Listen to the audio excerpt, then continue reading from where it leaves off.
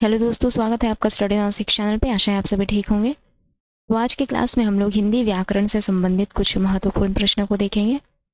ध्यान दीजिएगा और अंत तक जुड़े रहिएगा। किसी प्रश्न में कोई डाउट हो तो कमेंट बॉक्स में ज़रूर बताइए, ठीक है। तो आज की क्लास रिकॉर्डेड रहने वाली है, किसी कारणवश लाइव क्लास नहीं लेकर आ पाई। देखते हैं पहला प्रश्न। पहला प्रश्न है, जगदीश शब्द में कौन सी संधि है? जगदीश शब्द में कौन सी संधि है? तो जगदीश शब्द में व्यंजन संधि है।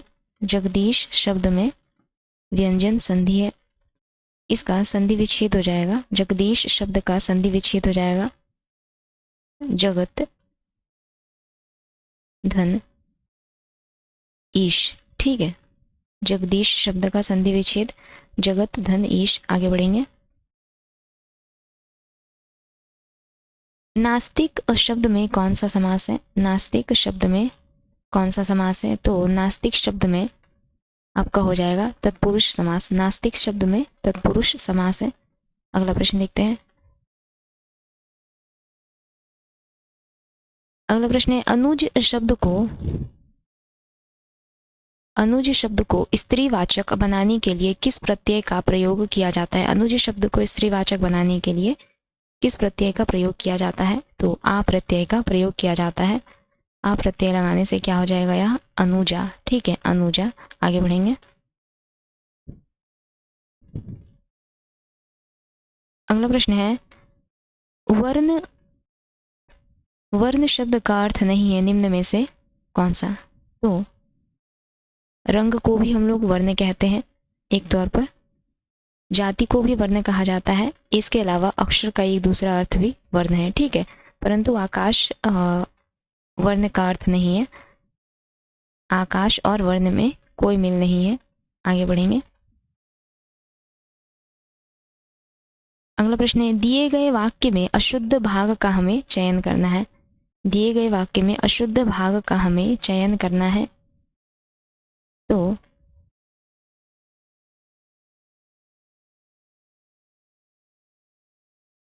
एक मिनट रुक जाइए। अरुणाचल प्रदेश में प्रातःकाल के समय के दृश्य अत्यंत मनोरम होता है। तो इसमें जो अशुद्ध भाग है वह है के समय के दृश्य। के समय के दृश्य ये अशुद्ध भाग है इस वाक्य का। अगला प्रश्न देखते हैं। अगला प्रश्न है, निम्न में से इष्ट प्रत्यय किस शब्द में नहीं लगा हुआ है? बहुत ही आसान है। देखिए, पहला शब्द है अनिष्ट, बलिष्ठ, वरिष्ठ और गरिष्ठ। तो यहाँ पर सभी में अंत में ठ है, परंतु जो पहला वाला विकल्प है यहाँ पर अनिष्ट दिया हुआ है, यानी साफ पता चल रहा है कि अनिष्ट शब्द में इष्ट प्रत्यय नहीं लगा हुआ है, ठीक है। अगला प्रश्न देखते हैं। अगला प्रश्न देखते हैं। अगला प्रश्न है, किस विकल्प में समास का सही प्रयोग हुआ है? किस विकल्प में समास का सही प्रयोग हुआ है? तो रामकृष्ण में यहाँ पे बताया गया है बहुव्रीहि समास, परंतु रामकृष्ण इसमें आपका हो जाएगा द्वंद्व समास। रामकृष्ण शब्द में कौन सा समास है? तो द्वंद्व समास है। रामकृष्ण शब्द में द्वंद्व समास है। भला मानस, भला मानस शब्द में आपका हो जाएगा कर्मधारय समास। भला मानस शब्द में कर्मधारय समास है, ठीक है। इसके अलावा यमुना तट शब्द में यहाँ पर कर्ण तत्पुरुष समास दिया गया है, परंतु यमुना तट शब्द में आपका हो जाएगा संबंध तत्पुरुष समास। यमुना तट शब्द में हो जाएगा संबंध तत्पुरुष समास। यमुना का तट, ठीक है, कर्ण ना होकर संबंध तत्पुरुष समास हो जाएगा। इससे हमें क्या पता चला कि यहाँ पर ये जो तीनों थे विकल्प ये गलत थे। तो चौथा विकल्प जरूर सही होगा। चौथे विकल्प में क्या है? तो कनकलता कर्मधारय समास, यह सही विकल्प है। कनकलता कर्मधारय समास, ठीक है। कनक के समान लता, इसका समास विग्रह हो जाएगा कनक के समान लता, ठीक है।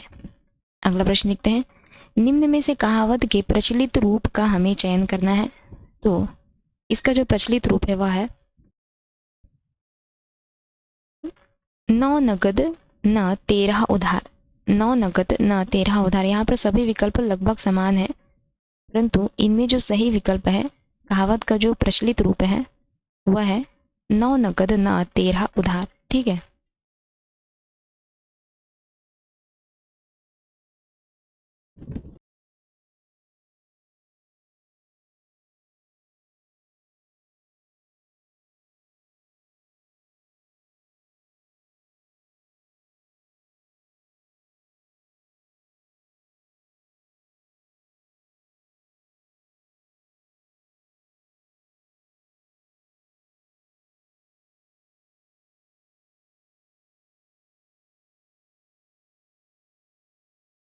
अगला प्रश्न देखेंगे।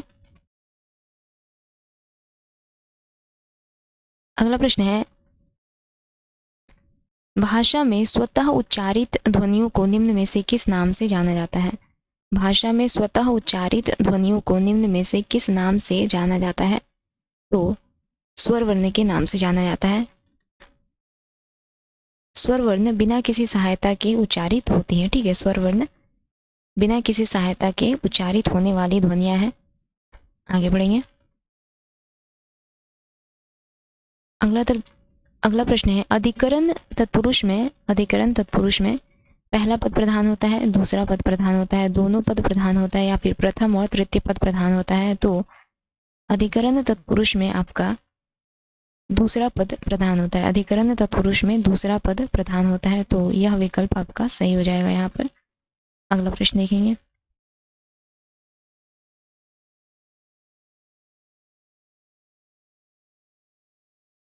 अगला प्रश्न है, किस क्रमांक में सही संधि विच्छेद नहीं है? निम्न में से किस क्रमांक में सही संधि विच्छेद नहीं है? कीवा, अभिषेक, रामायण, संतोष? तो विकल्प ग में यह सही संधि विच्छेद नहीं है। विकल्प ग सही संधि विच्छेद नहीं है। इसका सही संधि विच्छेद हो जाएगा, रामायण का सही संधि विच्छेद हो जाएगा राम धन अयन। ठीक है, राम धन अयन। इसमें कौन सी संधि है? तो इसमें दीर्घ संधि है। इसमें दीर्घ संधि है। आगे बढ़ते हैं।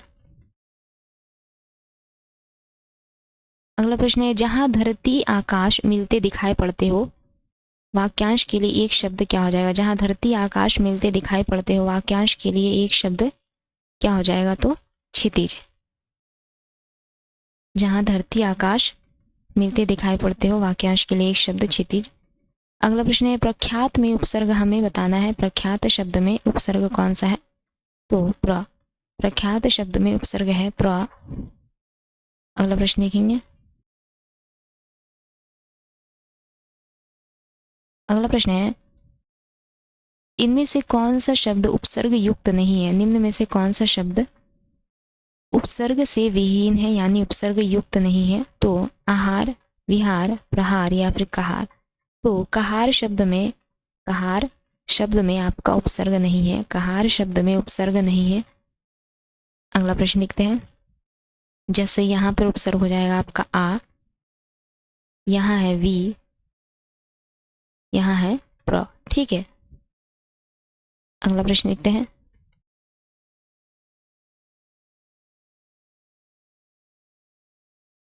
अगला प्रश्न है, दशानन में कौन सा समास है? दशानन शब्द में कौन सा समास है? तो दशानन शब्द में आपका हो जाएगा बहुव्रीहि समास। दशानन शब्द में बहुव्रीहि समास। 10 है आनंद जिसके, इसका समास विग्रह हो जाएगा 10 है आनंद, 10 है आनंद जिसके, यानी रावण। ठीक है, 10 है आनंद जिसके यानी रावण। अगला प्रश्न देखेंगे। अगला प्रश्न है, सर्वप्रथम भाषा का प्रयोग किस रूप में हुआ? सर्वप्रथम भाषा का प्रयोग किस रूप में हुआ? तो सांकेतिक रूप में हुआ। सर्वप्रथम भाषा का प्रयोग सांकेतिक रूप में हुआ। आगे बढ़ेंगे। अगला प्रश्न है, जैसी वह बयार पीठ तब तैसी दीजे। जैसी वह बयार पीठ तब तैसी दीजे कहावत का निम्न में से अर्थ क्या है? समय का रुख देखकर कार्य करना, राजनीति में दल बदल करते रहना चाहिए, ऐसा काम करना चाहिए जिससे संकट में न फैसला पड़े। एक और विकल्प है, पवन की तरह कभी शीतल और कभी उष्ण होना चाहिए। तो इस प्रश्न का उत्तर हो जाएगा, इस कहावत का अर्थ हो जाएगा, जैसी वह बयार पीठ तब तैसी दीजिए। इसका अर्थ हो जाएगा, समय का रुख देखकर कार्य करना। ठीक है, समय का रुख देखकर कार्य करना, जैसी वह बयार पीठ तब तैसी दीजिए।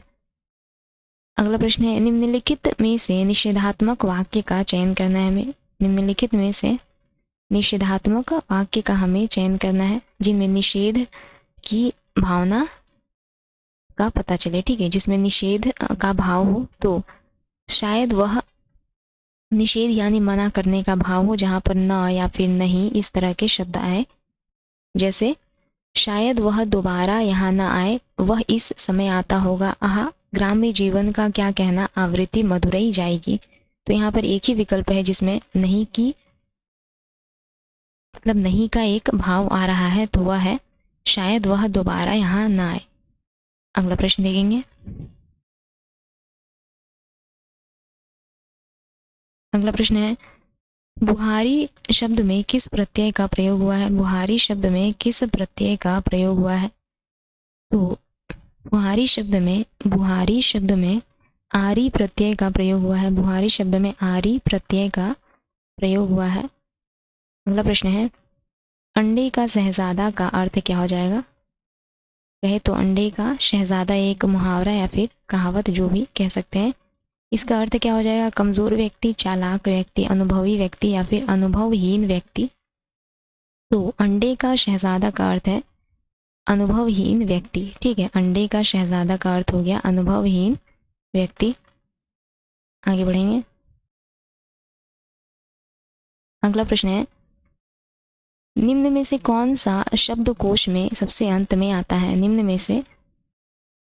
में से कौन सा शब्दकोश में सबसे अंत में आता है। तो गृहिणी शब्दकोश में सबसे अंत में आएगा। गृहिणी शब्दकोश में सबसे अंत में आएगा।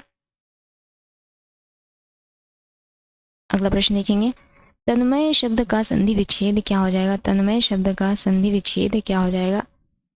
तो तन्मय शब्द का संधि विच्छेद हो जाएगा तत्धनमय। तो फिर त में हलंत धनमय। ठीक है, तत्धनमय। आगे बढ़ेंगे। किस शब्द में आई प्रत्यय नहीं है। निम्न में से किस शब्द में आई प्रत्यय नहीं है। तो चटाई शब्द में आई प्रत्यय नहीं है। चटाई शब्द में आई प्रत्यय नहीं है। अगला प्रश्न देखेंगे।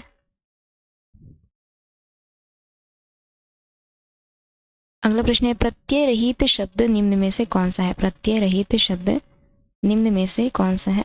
बर्दाश्त, चालाक, अनाड़ी, और भी विकल्प है थकावट। तो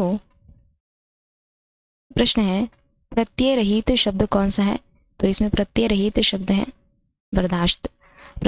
बर्दाश्त एक प्रत्यय रहित शब्द है, इस शब्द में प्रत्यय नहीं है। अगला प्रश्न है, पिनाक इनमें से किसका पर्यायवाची है। पिनाक इनमें से किस शब्द का पर्यायवाची है। तो पिनाक कोदंड का पर्यायवाची है। पिनाक का अर्थ हुआ शिव का धनुष या फिर कहे तो धनुष। ठीक है, पिनाक शब्द का अर्थ है कोदंड और इन दोनों का ही अर्थ क्या हुआ, धनुष। पिनाक, कोदंड, धनुष, ये तीनों ही एक है। अगला प्रश्न है, निम्न में से कौन सा समास बहुव्रीहि समास का उदाहरण है। इनमें से कौन सा समास बहुव्रीहि समास का उदाहरण है। तो पंचानन शब्द बहुव्रीहि समास का उदाहरण है। पंचानन शब्द बहुव्रीहि समास का उदाहरण है। इसका समास विग्रह हो जाएगा, पांच है आनंद जिसके। पांच है आनंद जिसके।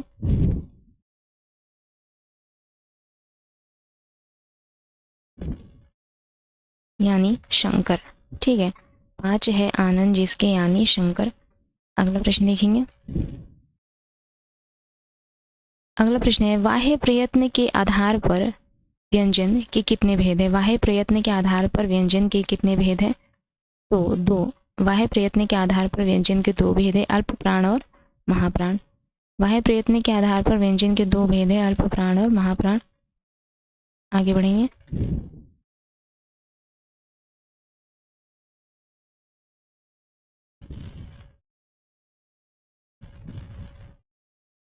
अगला प्रश्न है निम्न में से किसमें यण संधि नहीं है। इनमें से किसमें यण संधि नहीं है? तो स्वागत, मात्रानंद, यद्यपि इन तीनों में ही यण संधि है, परंतु महर्षि, महर्षि शब्द में आपका हो जाएगा, महर्षि शब्द में गुण संधि है। ठीक है, महर्षि शब्द में गुण संधि है। आगे बढ़ेंगे। अगला प्रश्न है निम्न में से कौन सा शब्दकोश में, निम्न में से कौन सा शब्दकोश में, यहाँ पर में हो जाएगा, निम्न में से कौन सा शब्दकोश में सबसे अंत में आता है? तो ऋषि। शब्दकोश में सबसे अंत में आने वाला शब्द है ऋषि। आगे बढ़ते हैं। तो आज का हमारा अंतिम प्रश्न है निम्न में से कौन सा तत्सम शब्द नहीं है। इनमें से कौन सा तत्सम शब्द नहीं है? तो छतरी, छतरी एक तत्सम शब्द नहीं है। छतरी आपका तद्भव शब्द हो जाएगा। छतरी तत्सम शब्द नहीं है। तो आज का यह हमारा अंतिम प्रश्न रहा। अगली क्लास में जल्दी मिलेंगे, तब तक के लिए अगर आप लोगों को हमारी क्लास अच्छी लगे तो लाइक, शेयर, सब्सक्राइब ज़रूर कीजिएगा। धन्यवाद।